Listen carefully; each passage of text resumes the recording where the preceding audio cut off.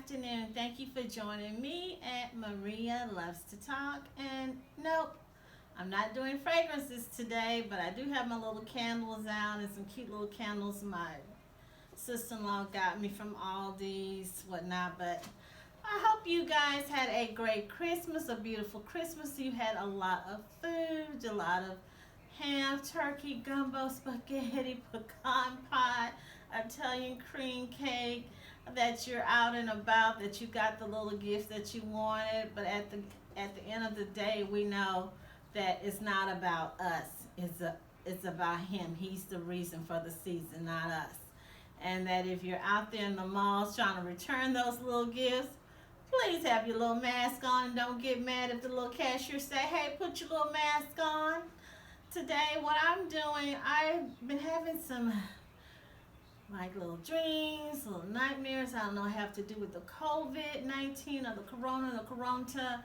So I have like 3 or 4 little videos on my little dreams, visions, things that I've been seeing, things that's been on my mind that I needed to get it out.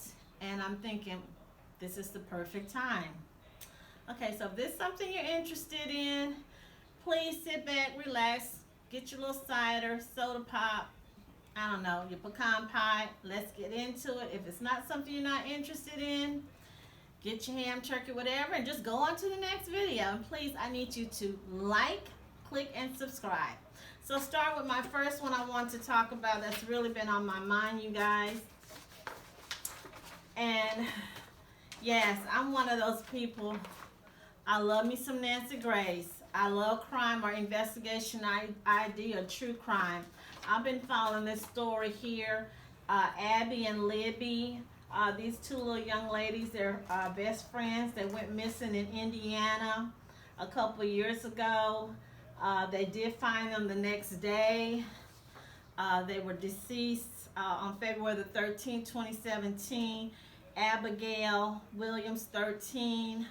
Libby German, 14. Had the day off from school. I think, if I'm not mistaken, I think I saw it on the news or on YouTube. Their sister, one of the girl's sister, oldest sister, dropped them off to the park or hiking trail. And then one of the girls was smart enough, I want to say that she had insight or wisdom to videotape this person. I want to call him something else, but I won't. She videotaped him. And I don't remember which one I did. I think I looked up. I think this little young girl here, she's a Cancer. And you know most water sign people have the gift of the spirit, insight. So I want to get into this because I'm thinking, why hasn't this case been solved? Why is it that we have kids or young ladies, they cannot go out for a walk in the park to the mall without being bothered? This is a little small town. Let's see. It's a little small town. I don't want to call it a one-horse town, but that's really what I want to say. They went hiking on Monon, M-O-N-O-N High Bridge, a popular walking trail and historical site in Indiana. They were dropped off at 1 p.m. And the father, Libby's father, was supposed to pick him up. At 2:07 p.m., Libby posted a Snapchat of Abby walking across the bridge. Okay, so Abby is the little redhead. This is this little freckle-faced little girl. And Libby is the little blonde. Okay, so she took a picture of this weird, strange dude. Then at 3:30, Libby's dad he was agreed to pick them up. He keep calling, no answer. At 4 p.m., no sight of the girls. He called Libby's grandmother and Abby's mother to ask for help in searching for the girls. Both families are out searching. They were unable to locate the girls. At 5:30 p.m., the police were called, and soon a full search was underway. Around the same time, Libby's phone went dead. A week later, the police Okay, the next day, autopsies were completed and the two bodies were confirmed to be Abby and Libby. So the next day, they found these little girls. Um, the police is not saying how they found them, what condition that the bodies were in. It says here around noon, the bodies of two girls were found by a volunteer searcher near the edge of the water of Deer Creek, which is approximately a half a mile from where Libby's last Snapchat was taken. The area is part of a private 40-acre lot belonging to a 70-year-old man. He was eventually ruled out as the suspect. The video they captured shows a man pointing or saying down the hill. And if you look at that video, if you listen to it, I'm going to tell you, I'm a grown woman. I'm not going to say my age, but I'm like Wendy Williams of a certain age. It creeps me out. So me being a grown woman of a certain age, if I'm creeped out, I can imagine with two little girls, 12 and 13. They were at 13 and 14. I know they were creeped out. So here, they did a sketch on July the 17th of the suspect. To date, the only person of interest has been somebody named Daniel Nations. He was arrested in Colorado for wielding a hatchet. Then they had some other people. John Miller, 59, of Fort Wayne, Indiana. He's serving prison for 80 years. Somebody else, Charles Andrew Eldridge. He was arranging to have whatever relations with an undercover cop. And then on April the 22nd, 2019, police held a press conference stating that the case was going into a new direction, and they updated a sketch of the suspect. Okay, so moving on. And one more thing, I went on Google to read about the bridge or to look at it, because I'm thinking it's just like a regular park that you drive up, you park your car, and then you just go right there. From what I'm looking at, from what people are saying, it's not like that. This is a place that you have to walk up to. You can't just get there. You have to walk up. So you got to park your car a distance and you walk up, and then the bridge is right there at the entrance gate. When I first heard this story, and also you guys, these two little girls are still missing. Lyric Cook and Elizabeth Collins. I think they were cousins. They are from Evansdale. They've been missing. They're from Iowa. They've been missing longer than these girls. Okay, so this is what I'm picking up, and I have my little tablet, and I'm mad because my stuff, as you see, I keep all my little notes, and there's tablets all over this house, but for some reason they love to come and mess with my tablet where I try to write my notes as I get these things come to me. So this is my insight, starting from the beginning. I used to work at the courthouse years ago. I'm not going to say which courthouse, but I worked where the U.S. Marshals was in the building, our federal marshals. The FBI was in the building. I even got to know two guys, me and one of my other co-workers, and I knew their secretary, so sometimes we would go to lunch or whatnot. Make a long story short, the FBI is supposed to be the top of the top. I don't know. I mean, it's a small town. Let's just be honest. Small town, the cops, the sheriffs.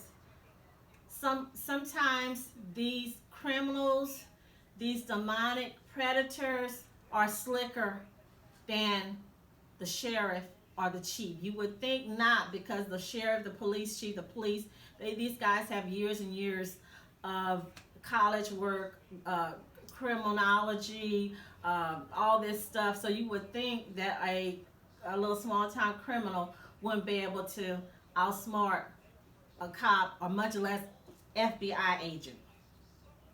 Should this case have been solved? It should be solved. It should have been solved a long time ago. My feelings about this is that this person, I don't believe they live in that town. but they're familiar with the town. When I heard or listened to the YouTube video, and I wish I would have named the person on who had the YouTube, the old man, the 70-year-old man, if you remember, if you listen to the tape, his voice sounds almost like this person's voice. Of course, we know it's two different people. What I'm thinking, when I heard the tape, he made a comment, I can't believe they came over here and they did this on my property. I mean, out of all the places, why did they come here and did it on my property? He goes on and said that, you know, his sons and other young men in the community used to use his area to play football and whatnot, Okay, so that's the vibe that I'm getting. This is someone that is familiar with the area. I don't think he lives there. My next question, as a woman, I really feel that when this man came home, yes, I think he has a woman. I think he has a wife. So when your man comes home, you do not see bruises on his torso. You don't see his arms, hands scratched or cut up. You don't see the black dark marks or the blue marks on his thighs. I really feel that these girls put up a fight, and this guy should have had some kind of bruises on his body, on the back end. Wifey should have known. I also feel like from, it's not on here, and I don't really want to put this name out. You probably can't see it. I picked up on 3 names. No, I don't think it's 3 people did it. But on my first tablet, and I can't find it, I had a name on one end of the tablet, like here, and then I came up with another name at the other end. Both male names, not common names. My favorite place to go is to Spokeo, Spokeo, to look up names, to look up addresses, whatnot. I could not find the names.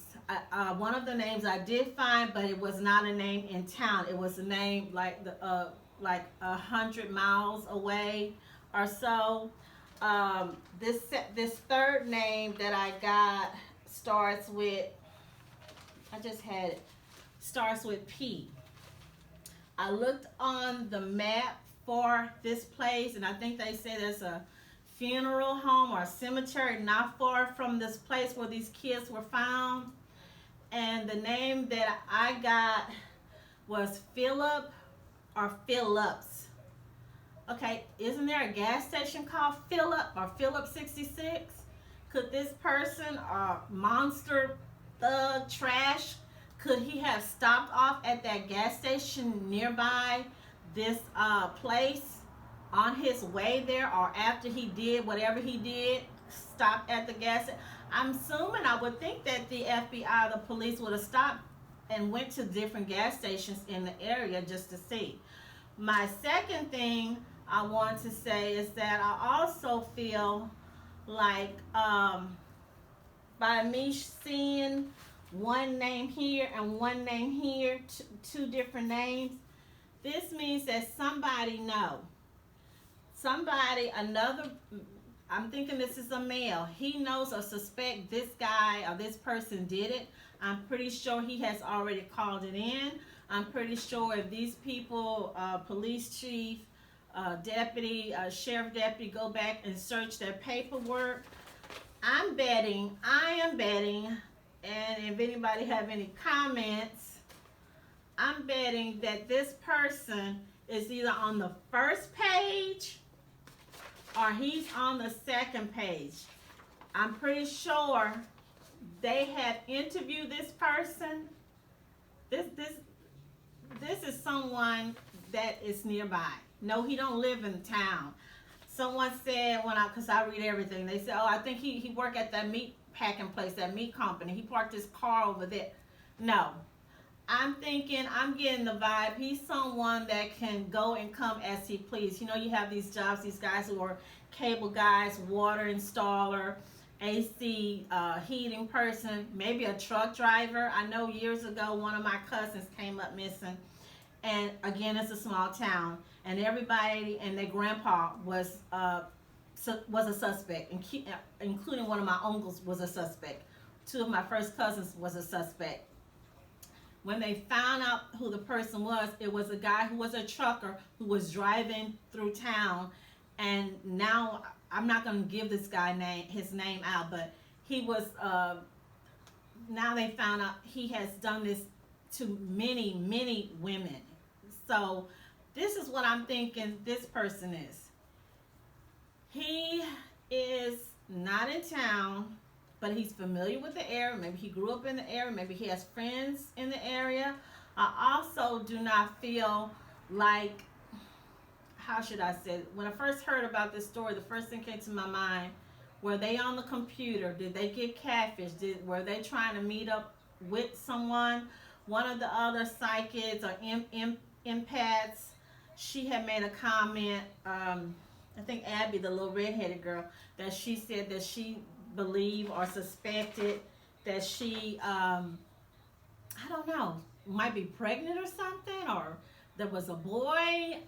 I don't get that. You know, I kind of was upset for someone to insinuate this, you know.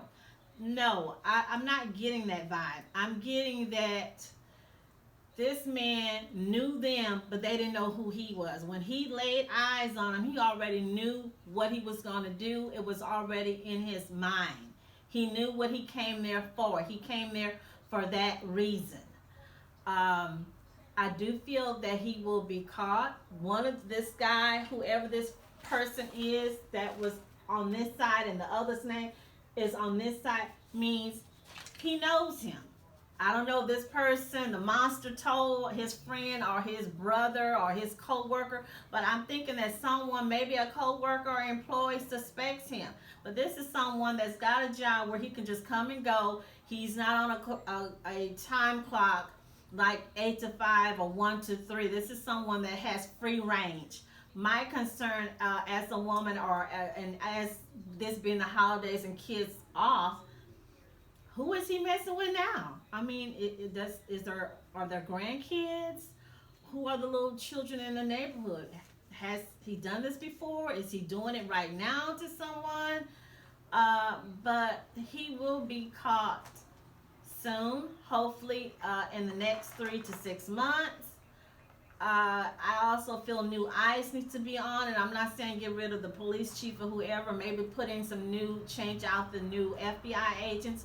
I don't know how many women are working on this case. I would like to see some women, some eyes of a woman, because when we're there, we bring new, fresh ideas and eyesight to something. So that's what I'm seeing.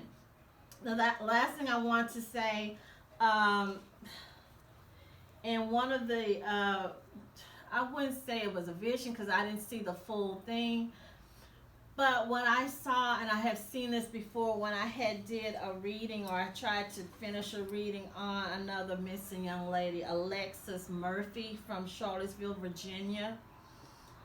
She was taken from us August 2013. A guy was found, a monster was found. He was also a serial killer. He had already attacked 2 or 3 other women. He was vigilant, rude, obnoxious, that he wasn't going to tell her parents, her family, where she was at. He even had made, little, to me, was almost like racist comments that, he wasn't into those type of girls, or she wasn't his type, or he didn't like black girls or whatever, so he couldn't have been, the killer. So when I saw Ashley, and I did a reading, I saw Ashley in a white, like a white ballerina outfit, and I saw him, the murderer, against the wall, like in a courthouse, and then she was pointing her finger at him like, I told you, see, I told you, and she was twirling around. This is the same thing I saw of these girls. I saw these young ladies in what looked to be a white bridal dress, not like the full bridal, but like when you have a beach summer wedding. You know how the little girls are in the little, just light, summery, beachy. And I saw them with flowers, like a bouquet of flowers in their hand, and they were like It was like a lot of grass, but a lot of flowers, just multicolored flowers, and they were singing and dancing, kind of like, you know, jump roping, just dancing. And then they went further and further, and as they went further and further, I couldn't see them anymore. They went into like, it was a bright sunshine, just beautiful. It wasn't a hot day, it was just a nice cool day, and it was sunny. So these young ladies, making a long story short, they have crossed over. They're in heaven. They're with whoever, the older lady, or they have a grandmother or great grandmother. They're with her, showing them the way. So they're in a good place. They're at peace. But hey, we still need this monster captured. So just because these girls have made it to have crossed over, this person here needs to be taken care of. And the FBI police chief deputy for Delphi, you know, they need to, the parents, these little young ladies' parents need to demand some new eyes, some new fresh faces, new, not military, some new police, some new FBI agents. I don't know if the FBI agents in the Dallas area, maybe they're different from the ones in Indiana, maybe the ones in Dallas, maybe they might have a little bit more education, more experience than the one in Indiana. I don't know, but it needs to be some new eyes. This man is in plain sight, you guys, you know, and the second person, the second dude, he's already probably called in. He's probably like, hey, why haven't they picked this guy up? Why is he still out here? Why haven't they, you know, he's been reported. He's either on that first page or he's on that second page, but he's up there. The last thing, I don't know who wrote the little thing on the Google reviews of the Delphi Bridge, but I went on there the other day. I wanted to say something so bad, but I just couldn't. But it just made just made me angry. Someone had made the comment that it was a good place to go to bring your kids. I'm sorry, I don't think that's a good place to go to bring your kids, the Delphi Bridge. And then it also looked like it's not safe, the little boards wherever the train used to drive through. It doesn't look safe.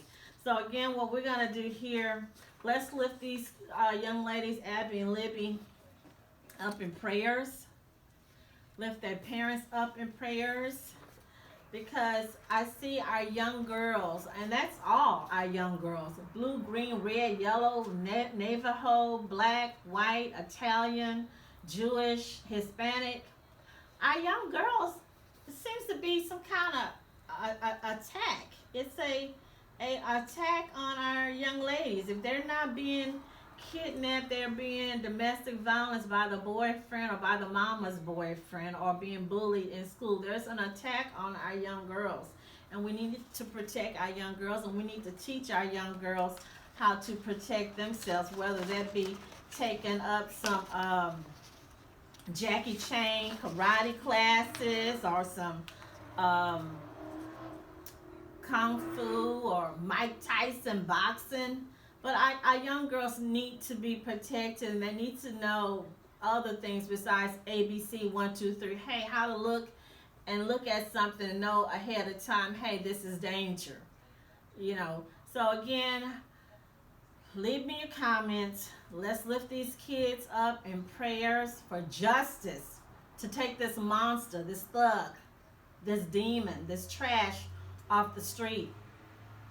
For the police, the FBI, for them to put some new eyes, put some women, yes, some women like Nancy Grace on the case, because that's what is needed.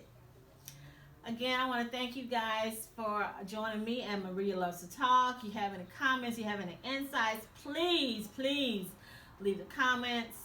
Again, we should be, if I know as Christians, we pray, some of us wait to pray until we go to church on Sunday. And I keep saying, if the Muslims can pray 7 times a day, we should be able to pray at least twice. Maybe at least once, but at least twice a day. So when you are standing in your line at the grocery store, at Walmart or Walgreens or whatever, say a prayer for our young girls, for these young girls out here, because our kids are just, it's just so much out here, and there's so many demonic influences, predators that's just on the loose. And the predators could be your next door neighbor, it could be the smiling guy next door, it could be the school teacher. You just don't know. So again, thank you for joining Maria Loves to Talk. Thank you so much. And y'all have a blessed week and prosperity. Thank you.